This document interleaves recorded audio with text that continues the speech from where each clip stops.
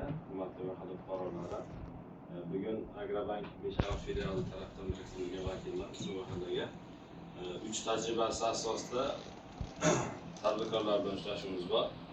Buni nimaligini aytib o'tadigan bo'lsam, o'sha bank biriktirilgan mahallalarda undan tashqari joylarga chiqqan holatda tadbirkorlar bilan, aholi bilan, tadbirkorlik istagida bo'lgan fuqarolar bilan suhbatlashib, ularga iloji boricha qulaylik yaratish.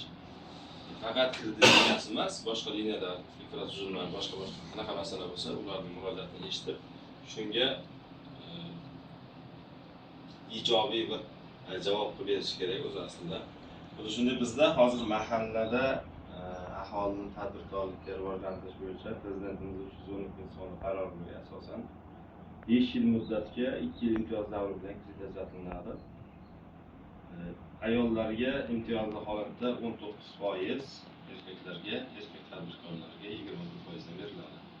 Yo'q, meni yuridik tashkilotim yo'q, lekin o'zim uyda qanaqadir tadbirkorlik qilaman deganlarga soliqdan o'z-o'zini band qilgan guvohnomasiga asosan biznesga ko'mak, biznesga birinchi qadam, undan tashqari mahalla loyihasi kredit dasturlarimiz bor.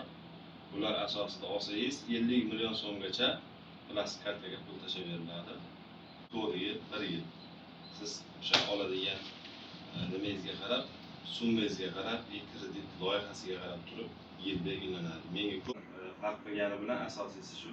Hammasi kafillik bilan. Bundan tashqari hozirgi kunda yangi yo'q turibdi, sug'urta orqali ham beriladi. Yoki men kimnidir kafil topolmayman. Davlat ishida, byudjet tashkilotida ishlaydigan bir tanishim yo'q desalar, sug'urta orqali masalan